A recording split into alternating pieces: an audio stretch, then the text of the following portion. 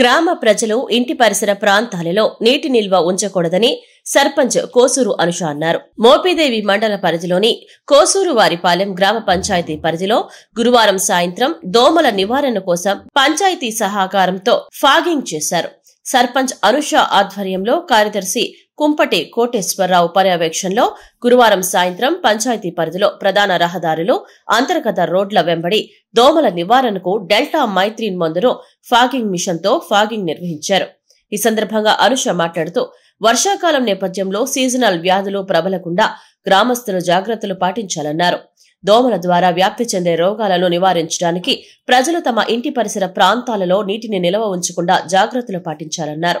ముందస్తు చర్యల్లో భాగంగా పంచాయతీ పరిధిలో ప్రజల సౌకర్యార్థం ఫాగింగ్ చేస్తున్నట్లు అనుష వెల్లడించారు.